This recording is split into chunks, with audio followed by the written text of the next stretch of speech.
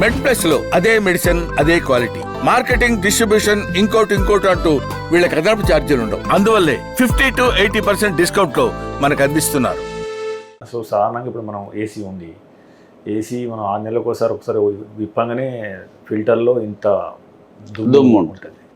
So మనం cities లాంటి హైదరాబాద్లో ఎక్కువ కన్స్ట్రక్షన్ డస్ట్, పొల్యూషను, కాలుష్యము, ట్రాఫిక్ ఇవన్నీ ఉన్నాయి కదా. యాక్చువల్గా ఇవి మన ఊపిరితిత్తుల మీద ఎలాంటి ప్రభావాన్ని చూపిస్తున్నాయి అంటే ఇది మన శ్వాసకోశ వ్యవస్థను అంటే ఏమైనా నాశనం చేస్తుందా, మనం ఎలాంటి జాగ్రత్తలు తీసుకోవడం ద్వారా దీన్ని మనం అంటే మన ఊపిరితిత్తులను సురక్షితంగా ఉంచుకునే అవకాశం? వీటిని రియాక్టెంట్స్ అంటామండి. మన ఊపిరితిత్తులకి సెన్సిటివ్ పార్ట్ బాగాను. సో ఏదైనా అలర్జెన్స్ కానీ పడని వస్తువులు కానీ మన శరీరంలో ప్రవేశించినప్పుడు మన శరీరం రియాక్ట్ అవుతుంది.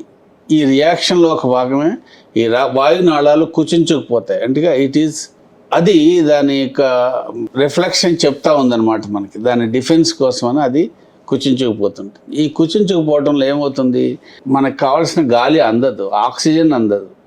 అప్పుడు ఎయిర్ హంగర్ వస్తుంది. ఇది క్రమక్రమంగా మీరు అన్నట్టు పొల్యూషన్ వల్ల, కెమికల్స్ ఎక్కువ వాడటం వల్ల, స్ప్రేలు, అట్లాగే పర్ఫ్యూమ్స్, బాడీ స్ప్రేస్, క్రీమ్స్, అందులో లెడ్ లాంటి హెవీ మెటల్స్ ఇలాంటివన్నీ ఉండి, లేదా హెయిర్ డైస్ కానీ, వీటన్నిటి చాలా వాటి వల్ల ఈ అలర్జిక్ రియాక్షన్ ట్రిగ్గర్ అయ్యి, ముఖ్యంగా వాళ్ళ ఫ్యామిలీలో ఉన్నప్పుడు కానీ, వాళ్ళ ఫ్యామిలీలో ఎటోపిక్ హిస్టరీ అంటాం, స్కిన్ అలర్జీస్ కానీ, ఆస్తమా కానీ ఇలాంటివి ఉన్న వాళ్ళకి ఎక్కువగా వచ్చే అవకాశం ఉంటుంది. చుట్టుపక్కల పరిస్థితులు క్రమంగా మనకి సిఓపిడి అనేది క్రానిక్ లంగ్ డిసీజ్, ఇది స్మోకర్స్లో ఎక్కువగా వస్తుంటుంది. ఇంతకుముందు కట్టెలు పోయి వాడే వాళ్ళకు కూడా ఎక్కువగా వచ్చేది ఇది స్మోక్ మన లంగ్స్లోకి వెళ్ళి.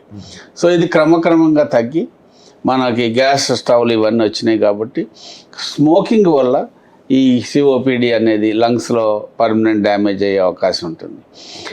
స్మోకింగ్ కొన్ని చేసి ఎప్పుడో నేను చిన్నప్పుడు మానేశాను, అయినా సరే డ్యామేజ్ దీర్ఘకాలం ఉండే అవకాశం ఉంటుంది.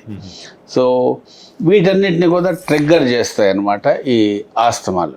ఆస్తమా అనేది సడన్గా ఈ ట్రిగ్గర్ వల్ల వచ్చే, అది కోల్డ్ వెదర్ కావచ్చు, పొల్యూటెంట్ కావచ్చు, లేదా ఎనీ కెమికల్ ఇరిటెంట్, ఒక్కొక్కరికి ఒక్కో రకంగా ఉంటుంది. కొందరికి సీ ఫుడ్, ఫిష్, ప్రాన్స్ లాంటివి పడకపోవచ్చు.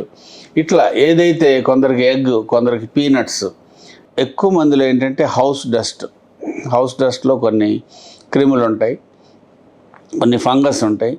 వీటి వల్ల కొన్ని డ్యాంప్ ఏరియాస్లో ఫంగస్ అయ్యి బాగా ఎక్కువ డెవలప్ అయ్యి అవి ఆస్తమాన్ని ట్రిగ్గర్ చేసే అవకాశం ఉంటుంది. సో ఈ ట్రిగ్గర్ ఫ్యాక్టర్ని మనం కంట్రోల్ చేసుకుంటూ, ట్రిగ్గర్స్ స్టార్ట్ అయిన తర్వాత వెంటనే మనం ట్రీట్మెంట్ తీసుకున్నట్లయితే దీన్ని ఆ ఎపిసోడ్ నుంచి, దాన్ని ఎక్సాసర్బేషన్, ఆ ఎపిసోడ్ నుంచి మనం రివర్ట్ చేసుకుంటే దాని నుంచి బయటపడతాం.